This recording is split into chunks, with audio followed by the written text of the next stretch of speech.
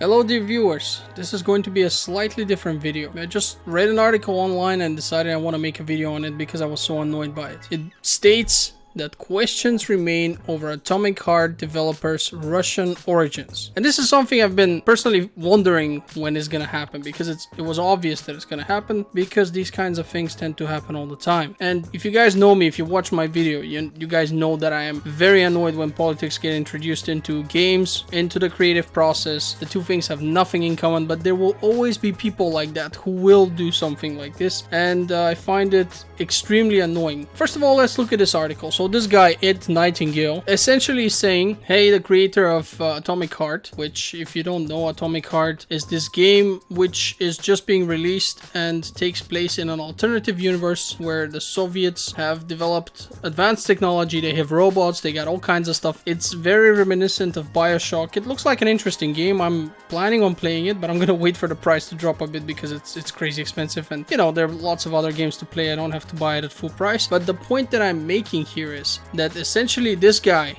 and people like him, and there are lots of them out there, are basically saying that if someone is from Russia, or if a game takes place in Russia, then that is definitely in some way related to what is happening regarding the war in Ukraine and the Russian government. I've been hearing this stuff and it's been annoying me for quite a while, because when I play games, I've met a lot of nice Russian people, and these are not people on the battlefield. They're not going there. They're not the ones who are deciding to fight and etc. You cannot blame innocent people for things that governments do. But this isn't even the main message of this video, because when it comes to game development, having a new studio, which comes with a creative concept where you see a new idea, which, let's be honest, isn't that new. When you look at it, it's very reminiscent of BioShock. Like that, I remember the first time I saw the first trailers, I was like, oh wow, this is very BioShock-ish. But regardless, this isn't right. And if we read this article, you can see how biased and absurd this is. It says, as the release of sci-fi shooter Atomic Heart nears, numerous questions around the project remain, which its developer Montfish seems disinclined to answer. Concerns have been raised regarding the game's heavily pro-Soviet themes, as well as the activities of both developer Montfish and its investors. Those concerns include, but are not limited to, the use of glorification of Russia in marketing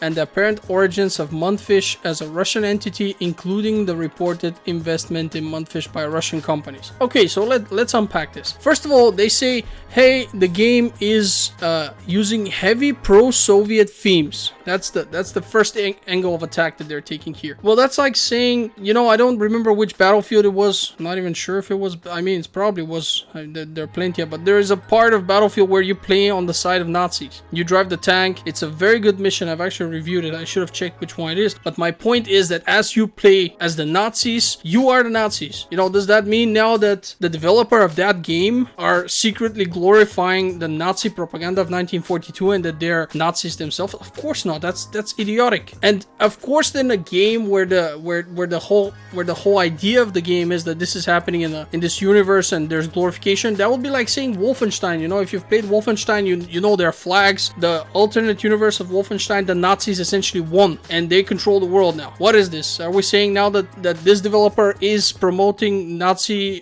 propaganda and whatnot? It's absurd. It's just absolutely idiotic. This is why politics has no place in games. But let's continue, because they say, not limited to the use of glorification of Russia in marketing in the apparent origins of Montfish as a Russian entity. And I've actually bothered to go on the Montfish website and read, and they have made a big deal of not mentioning Russia anywhere. So it's pretty impressive. I actually thought it would be a Russian studio, but they are actually positioned in Cyprus. Apparently, however, at earlier points of the development of the game, the studio was in Moscow and then they moved, which in my opinion was a clever move, because they saw, okay, you know, this thing's happening, it's gonna be bad for business. We're a brand new studio, we're investing everything we got in this game, we don't want politics to get in the way. And still fucking politics gets in the way. It's absurd. And here we have people who are like, this developer is making this game, but they were once in Russia. They speak Russian. Some of them speak Russian. They are clearly Putin's workers, you know. This is beyond absurd. They are a for-profit company and they're actually trying to, let's be honest, hide that they have some kind of Russian origin, exactly because they suspected some people like that would appear. They're trying to hide because of this. This reminds me a little bit of the new Harry Potter game, which I may or may not play because I've been hearing very good things about it, but I'm personally not such a Harry Potter fan. Regardless, people apparently have been boycotting this game, or at least a small fraction of people, because these people are saying that the creator of the Harry Potter novels, J.K. Rowling, is apparently against transvestites, saying that they're women. And for that reason, this game should be boycotted. Of course, the game is an absolute commercial success by all metrics. The game's crushing it, and I absolutely support that. But you can see again how there are people who will do the best they can to squeeze politics in this hobby of ours and try to make it seem as though we should live our lives by that creed.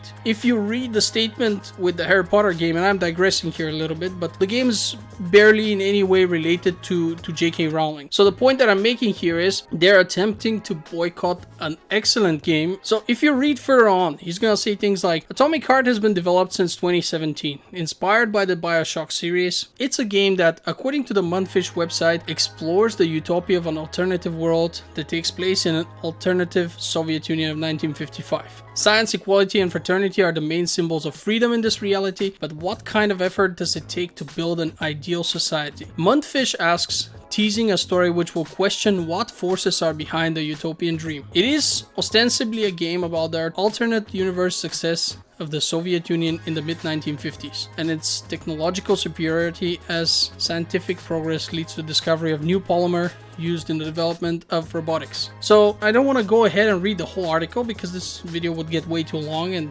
if you want to read it, you now know what the name of the article is. But he's saying, back in November, an extravagant promotion event for the game was held for the Russian press, with the venue dressed in Soviet finery and signage reading "Glory to Soviet engineers" and "Comrade, join the Society of Tomorrow." Let's look at this. A game which takes place in this world makes a special extravagant promotional event where they decorate the venue to look like the world where this takes place. That's it. There is no more behind it. Glory to Soviet engineers, comrade, join the Society of Tomorrow. These guys are not actually recruiting for any regime in the real world. They're just recreating the games world into the real world as a form of PR, and it's something that's been done a million times before. And it's a cool thing. People love this kind of shit. Imagine if you went to a press release for BioShock 1 or 2, because that was underwater. It'd be easier to recreate the looks of BioShock 1 and 2, and they make this place where you have big daddies walking around and little girls dressed like little sisters and stuff. That's cool. That's how you do it.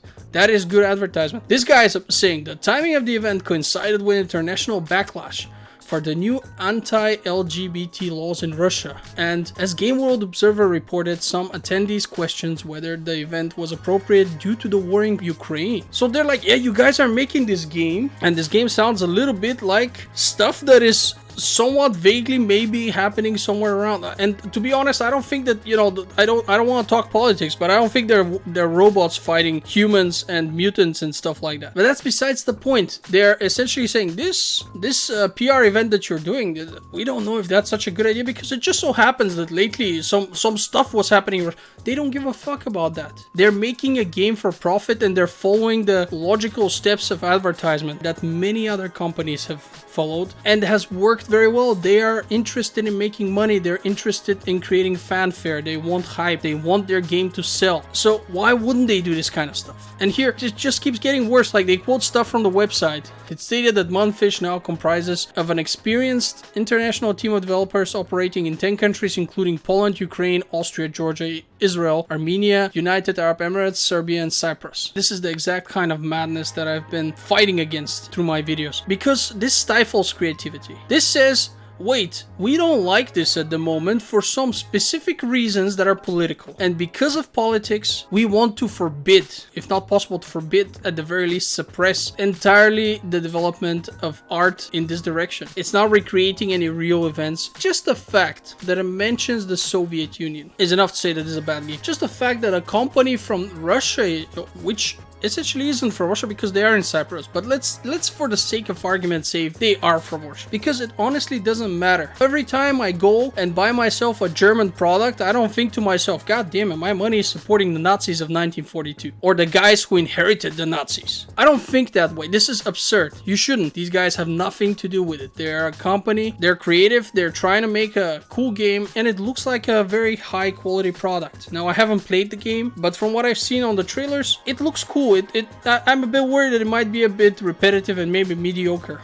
I don't know. I have yet to see. I don't know what the story is about whatsoever. But my point is, that I'm very annoyed with these kind of things, where you constantly have people who will try to attack and suppress even companies which create what is essentially art. As video game enthusiasts, we should be welcoming towards new ones. Remember when the first Witcher came out? That tiny Polish studio nobody had ever heard of. Think about these guys. They were nobody and they didn't come out too long ago. And they are the creators of games such as Witcher 3, Cyberpunk, although Cyberpunk's had some bad press because of what they did, which wasn't okay. But in the end, Cyberpunk, if you've watched my review, Cyberpunk's a fantastic game. And by the way, if you haven't watched my Cyberpunk review, go ahead and check that out after this. You might be surprised. But the point is that you shouldn't attack the new guys. They have nothing to do with all this. Leave them in peace, let them do some work, create some awesome games. In fact, support them. Do not boycott new players for absolutely stupid reasons. Don't look for signs where there are none. Not everything in life is a conspiracy theory. They did a PR of the game at a similar time or at the same time when some law was released in Russia. Who cares? You know how many laws are released? You know how many bad things happen every day on the planet? If I wanted to, I could find something horrible happening right now. I could Google and find something bad that happened right now, and then I could say, oh my god, I'm releasing my video exactly at the same time when this other tragedy happened. Obviously, these two things are now connected. Of course, they're not. And I don't see a connection here either. These guys are making a nice game. Give them a chance. And by the way, I'm not sitting here defending this company because it's a Russian company, a company from Cyprus. I would be defending this company no matter where it's from. I will defend any new company which wants to make a new game. I honestly believe that